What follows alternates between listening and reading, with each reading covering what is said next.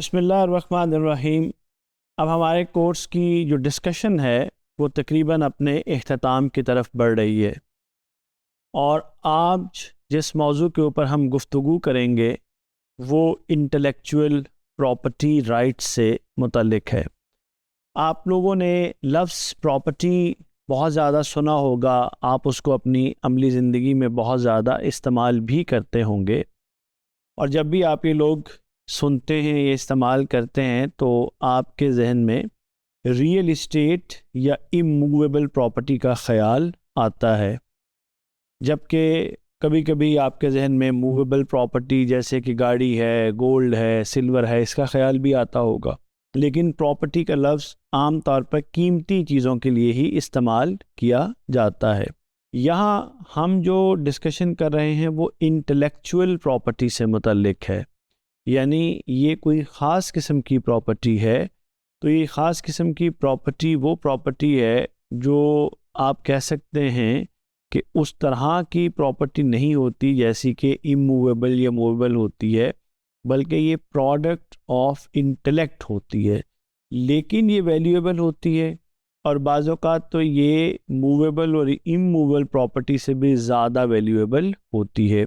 तो अब हम ये देखेंगे तफसील के साथ कि इंटेलेक्चुअल प्रॉपर्टी राइट्स क्या चीज़ हैं और बिज़नेस की दुनिया का इसके साथ क्या ताल्लुक़ है।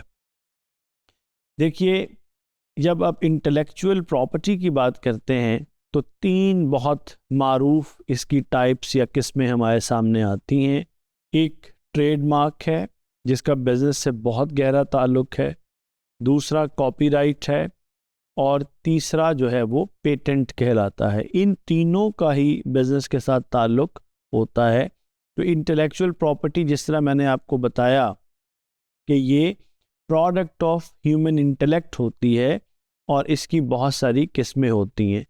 अच्छा, अब ये सब चीज़ें वैल्यूएबल होती हैं, इसलिए वैल्यूएबल होती हैं कि ये सोर्स ऑफ बिज़नेस होती हैं, सोर्स ऑफ इनकम होती हैं, सोर्स ऑफ रेवेन्यू होती हैं। मसलन आप लोगों ने ड्रिंक्स के अंदर बहुत सारी जो मारूफ कंपनियां हैं जो कार्बोनेटेड ड्रिंक्स बनाती हैं या फ्रूट जूसेस बनाती हैं या इसके अलावा मीठे और रंगदार मशरूबात तैयार करती हैं और बेचती हैं, आपने उनके ट्रेड मार्क्स के बारे में, यानी उनके सिंबल्स, उनके नाम्स के बारे में सुना, उनके नामों के बारे में जाना होगा, सुना होगा, और वो सब नाम बिज़नेस के अंदर इस्तेमाल हो रहे होते हैं। जब वो बिज़नेस के अंदर इस्तेमाल हो रहे होते हैं तो जाहिर है कि वो वैल्यूएबल ही होते हैं।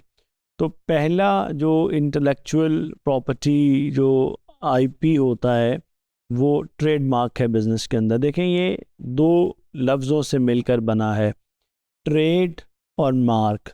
ट्रेड तजारत को कहते हैं, मार्क निशान होता है, यानी आपका तजारती निशान आप इस तरह कह सकते हैं, या आपका वो निशान, आपकी वो पहचान जिसके साथ आप बिज़नेस करते हैं या जिसकी वजह से आप बिज़नेस की दुनिया में जाने और पहचाने जाते हैं।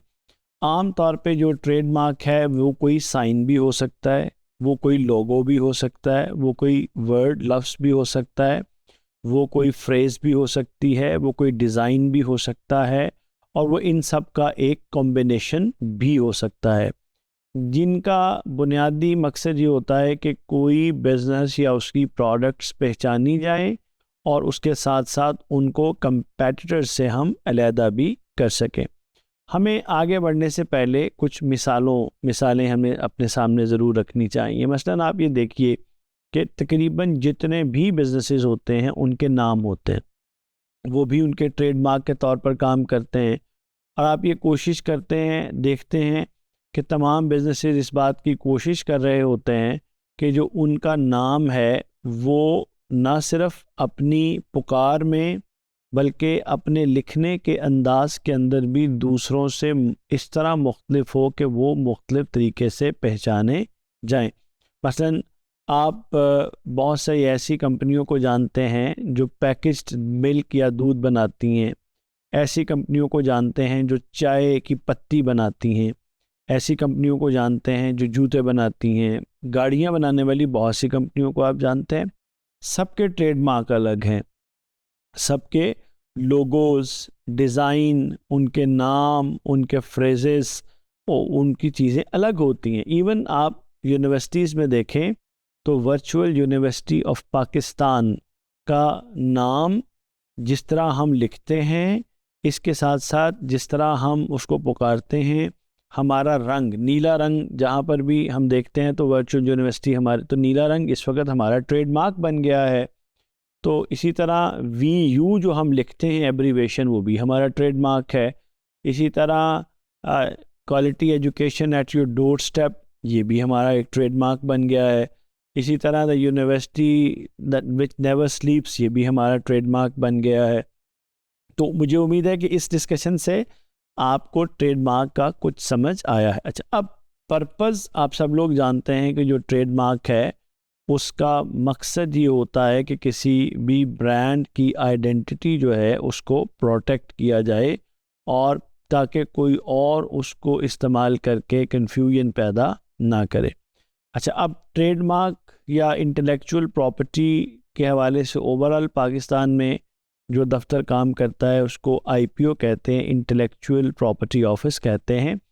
उसके अंदर मुख्तलिफ सब ऑफिसेज़ हैं जो कि मुख्तलिफ टाइप्स ऑफ इंटेलेक्चुअल प्रॉपर्टी को डील करते हैं।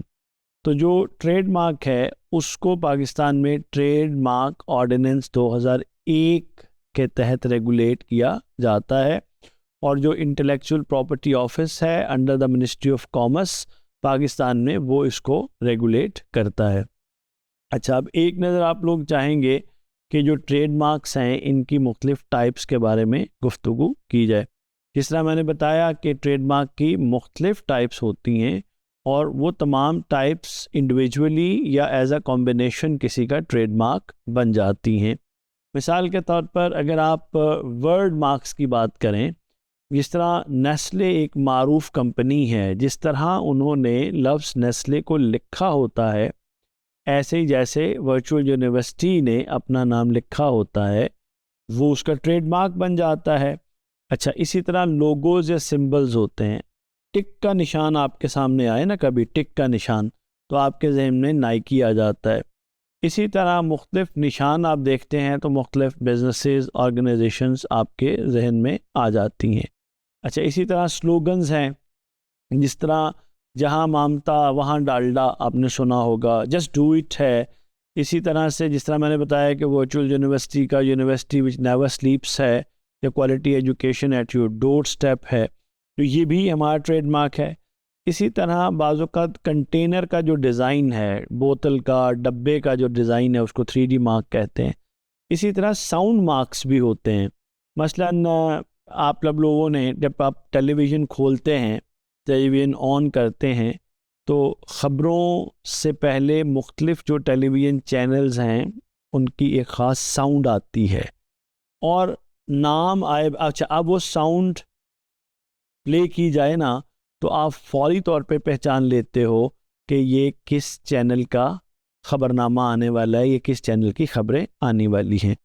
तो ये तमाम चीज़ें जो हैं वो एज अ कॉम्बिनेशन हो या इंडिविजुअली, वो ट्रेडमार्क के तौर पर काम करती हैं। अच्छा, अब जो ट्रेडमार्क होता है उसकी प्रोटेक्शन तब होगी जब वो आपके बिज़नेस के या आपके नाम पर रजिस्टर्ड होगा। अच्छा, अभी जो रजिस्ट्रेशन प्रोसेस है वो सिंपल है। पाकिस्तान के अंदर IPO ऑफिस के तहत ये होता है। सबसे पहले तो आप जो सर्च करते हैं एग्जिस्टिंग ट्रेडमार्क, आपने कोई नया बिज़नेस शुरू किया है, उसका एक आपने नाम रखा है, एक सिंबल रखा है, कलर सेलेक्ट किया है, तो आप उसमें सबसे पहले तो आपको चाहिए कि आप ये सर्च करें कि कहीं आपका नाम, आपका सिंबल, आपका कलर किसी एग्जिस्टिंग बिज़नेस के साथ मैच तो नहीं करता। अच्छा, उसके बाद आप IPO ऑफिस में ट्रेडमार्क रजिस्ट्रेशन के लिए एप्लीकेशन फ़ाइल कर देते हैं। अच्छा, जो रजिस्ट्रार होते हैं मुतल्लिका, वो एग्ज़ामिन करते हैं आपकी एप्लीकेशन को। अच्छा, उसके बाद जो पब्लिकेशन है उसमें आपका ट्रेडमार्क आ जाता है, और उस जो वो पब्लिश करते हैं उसका मकसद होता है कि अगर किसी को इस पे एतराज़ है तो वो रिपोर्ट करे। 2 महीने तक तकरीबन ये पब्लिकेशन रहती है, जिस पर अगर कोई ऑपोजिशन आ जाए, कोई साहब कहें ये तो जनाब मेरा है या मुझ जैसा है, तो फिर उसको पहले रिजॉल्व किया जाता है। अगर कोई ऑपोजिशन नहीं आती है तो उसके बाद फिर वो ट्रेडमार्क आपको मिल जाता है। इनिशियली ट्रेडमार्क आपको जो 10 साल के लिए दिया जाता है, लेकिन वो फर्दर 10 साल के लिए भी उसकी एक्सटेंशन भी पॉसिबल होती है। तो आई होप कि आपको ये कॉन्सेप्ट ट्रेडमार्क का क्लियर हुआ होगा। शुक्रिया।